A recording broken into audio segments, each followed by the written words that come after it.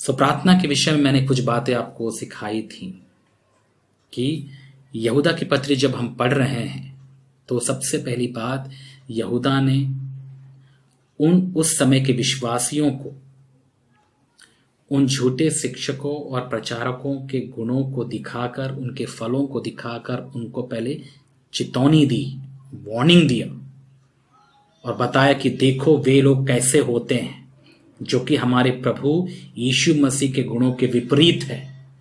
और ये ऐसे गुण रखने वाले जो शैतानी गुणों से भरे हुए ऐसे लोग धोखे में अपना जीवन बिताते हैं और वे लोग कलीसियाओं में जी रहे हैं। ऐसा यहूदा ने उस कलीसिया के लोगों को सिखाया और वार्न किया, उनको चेतावनी दी, उनको जागरूक किया कि ऐसे लोग हैं।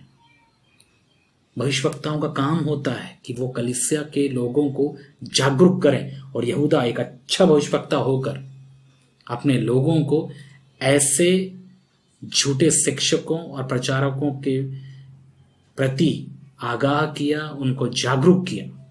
और यही काम और यही बात मैं आपसे भी कहना चाहता हूं मेरे प्यारे भाई और बहन कि आप जागरूक रहें। हर एक प्रचारक पर, हर एक मसीही पर आंख बंद करके विश्वास ना रखें। आपका यही आंख बंद करना आपको अंधा बना सकती है।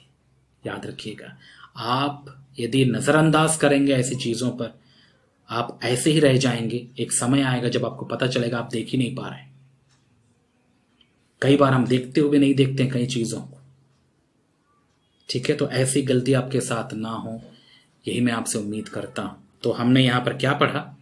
यहूदा ने कलीसिया के लोगों को सिखाया कि वे ऐसे शिक्षकों और प्रचारकों के प्रति जो कलीसियाओं में हैं जागरूक रहें और उनके गुणों को उसने बताया कि उनके गुण कैसे हैं।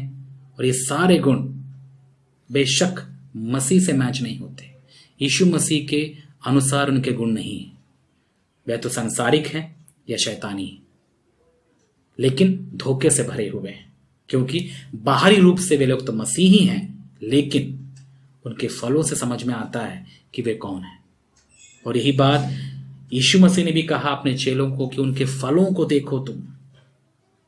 और मैंने एक और बात आपको बताया था कि केवल शिक्षा पर ही आधारित मत रहिए, उनके फलों को जांचिए। आप खुद पवित्र आत्मा में होकर ऐसे प्रभु के या फिर जो ऐसे प्रचारक हैं उनको आप परखिए, और जो आपके बगल में बैठते हैं कलीसिया के लोग भी हैं उनको भी आप परखिए। देखिए क्या वो प्रभु की आत्मा में चल रहे हैं, परमेश्वर की इच्छा अनुसार चल रहे हैं, कि वे अपनी मर्जी से या फिर अपने दम पर मसीह होकर अपना जीवन बिता रहे हैं। हाँ, कई लोग हैं जो अपने दम पर मसीही बताकर या जताकर जीते हैं और उनको लगता है कि वे मसीही जीवन जी रहे हैं, जबकि ये सच नहीं है मेरे प्यारे भाई और बहन। क्योंकि मसीही जीवन अपनी ताकत से जीने वाला जीवन है ही नहीं। मैं कभी भी मसीह की आज्ञाओं को पूरी नहीं कर सकता अपने दम पे। मुझ में इतनी हिम्मत नहीं है, मुझ में इतनी काबिलियत नहीं है, मुझ में इतना सामर्थ्य नहीं है। परमेश्वर यानी यीशु मसीह की आज्ञाओं को केवल वही पालन कर सकते हैं जो पवित्र आत्मा से भरे हुए हों और उसके अधीनता में अपना जीवन बिता रहे हों। वे ही तो हैं सच्चे मसीही, क्योंकि वे ही यीशु मसीह की आज्ञाओं को पूरी कर सकते हैं। इससे एक बात समझ में आता है, पता है क्या?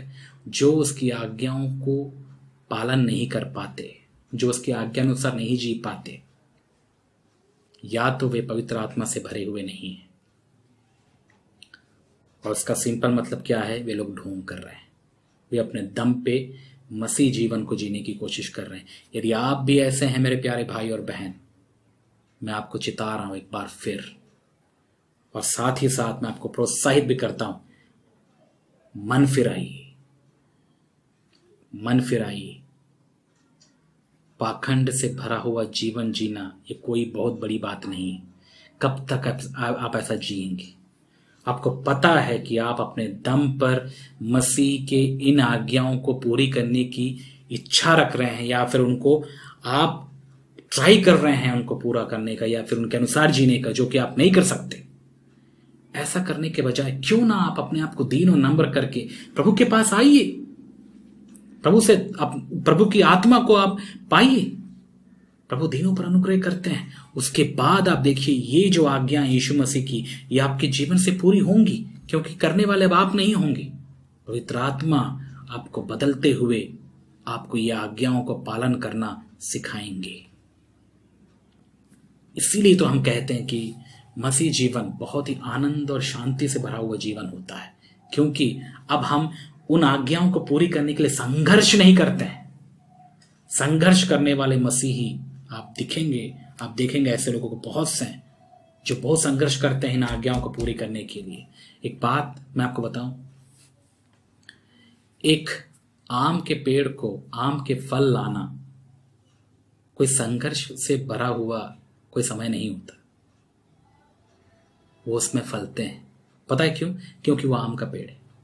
हाँ, यदि मैं आम के पेड़ से कहूं कि हाँ आम के पेड़, तुझे एप्पल लाना पड़ेगा अपने पेड़ से, मुझे अगले साल एप्पल चाहिए, पता संघर्ष शुरू हो जाएगा, जो कि इम्पॉसिबल है। मैंने अपने लाइफ में यही बात सीखा है मेरे प्यारे भाई और बहन, कि मैं संघर्ष क्यों करूं प्रभु के लिए फल लाने की। मेरा काम केवल एक ही है, वो है उस पर विश्वास करना। चलो ने एक बार यीशु मसीह से पूछा, प्रभु क्या करें बताइए। और कई लोग भी जो यीशु मसीह के समय में थे, बताइए मैं क्या करूं कि मैं अनंत जीवन पाऊं। ऐसे लोग हैं जो करने के विषय में बहुत ज्यादा फोकस करते हैं, लेकिन यीशु मसीह ने उनको क्या कहा? तुम्हारा काम एक ही है, क्या? विश्वास करो। विश्वास करो कि मैं तुम्हारे द्वारा ये काम कर सकता हूं। और यही तो मसीह जीवन है। हमारा काम एक ही है, उस प्रभु पर विश्वास करके अपने आप को उसके हाथ में सौंप देना, अपने आप को दीन और नम्र करके उसको दे देना, ताकि पवित्र आत्मा हमारे इस शरीर के द्वारा परमेश्वर की आज्ञाओं को पालन करते हुए परमेश्वर को महिमा दे। ये है मसीह जीवन। इसीलिए हमको संघर्ष करने की जरूरत नहीं है। मसीह जीवन शांति से भरा हुआ जीवन है। पता चल रहा है आपको? समझ में आ रहा है? तो इसीलिए संघर्ष करके यदि आप परमेश्वर की आज्ञाओं को पालन करने की कोशिश कर रहे हैं, तो इससे मैं समझ सकता हूं कि आप घमंडी हैं। आपने अनुग्रह प्राप्त नहीं किया, इसीलिए तो आप संघर्ष कर रहे हैं। यदि आपने अनुग्रह प्राप्त किया होते या किए होते, तब संघर्ष क्यों करते? परमेश्वर के फल आप में लगते, पवित्र आत्मा के द्वारा, उसके प्रेम के द्वारा वो फल आप में लगते। इसीलिए मैं आपको प्रोत्साहित करता हूं मेरे प्यारे भाई और बहन, अपना बोझ आप प्रभु को देना सीखिए। आपको संघर्ष करने की कोई जरूरत नहीं। आपको एक ही काम करना है, उस पर विश्वास करिए कि वो कर सकते हैं, यीशु मसीह कर सकते हैं। उस पर विश्वास करके अपने आप को दीन और नम्र करके अपने आप को उसके हाथ में सौंप दीजिए और विश्वास रखिए कि प्रभु आपके द्वारा परमेश्वर की इच्छा पूरी करेंगे। उसके बाद देखिए प्रभु आपको अनुग्रह प्रदान करेंगे, आपको जयवंत जीवन जीने के लिए ताकत देंगे। उसके बाद आप जिएंगे भी। इस सत्य को जानने के बाद मेरा जीवन बहुत ही हल्का हो गया। जब मैं नया नया प्रभु में आया था, पता बहुत संघर्ष मैं भी करता था, क्योंकि बहुत सारे ऐसे वचन थे जो मैं पूरा नहीं कर पा रहा था। लेकिन जब जब मैंने देखा कि कुछ वचन है जो मैं नहीं कर पा रहा हूं, मैंने ट्राई किया, अपना पूरा ताकत लगाया, लेकिन जैसे जैसे समय बीतता गया मैं और निराश होता चला गया। और तब पवित्र आत्मा ने मुझे सिखाया, क्यों इतना संघर्ष कर रहा है, क्यों इतना संघर्ष कर रहा है। फिर मुझे कुछ बातें समझ में आई। वही पतरस की बात जो यीशु मसीह के जी उठने के बाद जिसने कहा कि अब मेरे पास और कुछ काम नहीं है, मैं जा रहा हूं मछली पकड़ने के लिए। और वो जाकर रात भर चेलों के साथ क्या करने लगा? मछली पकड़ने लगा। क्या उसे मछली मिली? संघर्ष करता रहा सुबह तक। लेकिन जब उसने प्रभु यीशु मसीह की आवाज सुनी कि जाल को दाहिनी ओर फेंक, और जब उसने आज्ञा माना, उसके बाद क्या हुआ? उसने कुछ ऐसा अनुभव किया जो उसने कभी पहले अनुभव किया ही नहीं। उसको समझ में आ गया कि ये प्रभु हैं। और इस बात को जानने के बाद कि ये प्रभु यीशु मसीह हैं, उसने जाल फेंका और फेंकने के बाद उसने इतनी मछलियां पकड़ी जो उसने कभी नहीं पकड़ी होंगी। और वहां पर उसने अनुभव किया, इतना आसान था। जब एक व्यक्ति यीशु मसीह की यानी पवित्र आत्मा की आवाज सुनकर, पवित्र आत्मा को अपना समर्पण करके, पवित्र आत्मा की आवाज को सुनकर उसकी आज्ञा के अनुसार कोई काम करता है तो वो काम आसान होता है। उसमें संघर्ष करने की जरूरत नहीं होती। आपको लगता है कि आप अकेले परमेश्वर की इन आज्ञाओं को पूरी कर पाएंगे? यदि ऐसा होता तो एक बात बताइए, यीशु मसीह के आने की जरूरत क्या होती? पवित्र आत्मा के अभिषेक की जरूरत क्या होती? आपको नहीं लगता कि आप खुद ही कर सकते थे? अरे हम नहीं कर पा रहे थे ना। यदि व्यवस्था इतनी आसान होती, पूरा व्यवस्था को पालन करना इतना आसान होता, तो फिर यीशु मसीह के आने की जरूरत क्या होती? क्या लोग व्यवस्था पाकर या व्यवस्था को पूरा करके वे लोग अपने आप को धर्मी नहीं ठहराते? ऐसा हुआ नहीं। वे ट्राई करते रहे, लेकिन कोई नहीं कर पाया।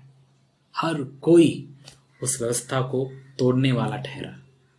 व्यवस्था को तोड़ने का मतलब सब के सब पापी ठहरे। और तब यीशु मसीह का आगमन हुआ, और उसके बाद यीशु मसीह ने उस व्यवस्था की हर एक बात जो उसके विषय में जो हमारे लिए लिखी हुई थी, उस सब व्यवस्था को एक डॉट, एक कॉमा तक नहीं छोड़ा। उसने सब कुछ पूरा किया। इसीलिए यीशु मसीह ने कहा क्रूस पर, पूरा हुआ। तो यीशु मसीह ने पूरा किया। पूरा करने का मतलब है केवल वही वो काम कर सकते थे। कोई मनुष्य इस संसार का परमेश्वर के लॉ यानी व्यवस्था को पूरा नहीं कर पाया, केवल प्रभु यीशु मसीह ने कर दिखाया। और चूंकि उन्होंने किया है, वही हमको भी सहायता करते हैं कि हम अब परमेश्वर के नए नियम की आज्ञाओं के अनुसार जिए। इसीलिए पवित्र आत्मा को उन्होंने फिर हमें दिया, ताकि हम अब यीशु मसीह की आज्ञाएं, जो कि पुराने नियम की आज्ञाओं से भी ज्यादा कठिन थी, उन कठिन आज्ञाओं के अनुसार जीने के लिए पवित्र आत्मा की सामर्थ यीशु मसीह ने हमें दी है। तो अब हमको क्या करना है? हमको भी वही करना है जो पतरस ने किया। पहली बात, उस पर विश्वास करना है, उसकी आवाज सुनना है, अपने आप को उसके वचन के अधीन समर्पित करना है। उसके बाद फिर आज्ञाओं को पूरा करना है। उसके बाद आप देखेंगे प्रभु का काम आपके जीवन से कैसे होता है, कैसे प्रभु के फल आपके जीवन में लगते हैं। यही तो सीक्रेट है मेरे प्यारे भाई और बहन। संघर्ष क्यों कर रहे हैं आप? संघर्ष क्यों कर रहे हैं आप? जब हमारे पास इतनी बड़ी खुशखबरी है, विश्वास करके, पवित्र आत्मा में भर के, पवित्र आत्मा के द्वारा परमेश्वर के लिए फल पैदा करने की जो अवसर हमें नए नियम के लोगों को मिला, उसका हम क्यों इस्तेमाल नहीं करते हैं? हम क्यों स्ट्रगल कर रहे हैं? क्यों संघर्ष कर रहे हैं?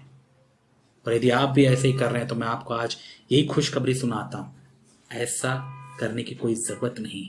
आप उस पर विश्वास करिए, पवित्र आत्मा के अनुग्रह या पवित्र आत्मा के अभिषेक को प्राप्त कीजिए, उसके अनुग्रह को प्राप्त कीजिए। उसके बाद देखिए ये वचन कैसे हम पालन कर सकते हैं पवित्र आत्मा के द्वारा।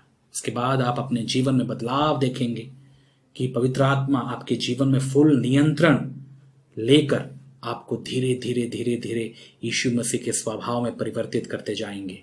और आपको भी हैरानी होगा कि मेरे साथ कुछ अच्छा हो रहा है, मैं प्रभु यीशु मसीह के जैसा बन रहा हूं, उसके जैसा मैं ढल रहा हूं, मेरी सोच बदल रही है, मेरी सोच यीशु मसीह के जैसे हो रही है, मेरा देखना आज यीशु मसीह के जैसा हो रहा है, मेरा बोलना इसमें मैं बदलाव देख रहा हूं। पहले मैं पता नहीं मैं क्या क्या करता था, लेकिन आज मुझे केवल परमेश्वर की इच्छा पूरी करने की एक लालसा मेरे अंदर पैदा हो रही है। ये हो रहा है, कैसे हो रहा है? क्योंकि आपने अपने जीवन को प्रभु को दिया। पवित्र आत्मा आप पर नियंत्रण कर रहे हैं क्योंकि आपने बोला कि प्रभु करिए, अपने आप को आपने समर्पित किया, इसलिए ऐसा हो रहा है। समझ में आ रहा है मेरे प्यारे भाई और बहन? तो इन बातों को आप गौर करिए जो मैं आपसे कह रहा हूं, क्योंकि ये बहुत बहुत महत्वपूर्ण है आपके आत्मिक जीवन के लिए।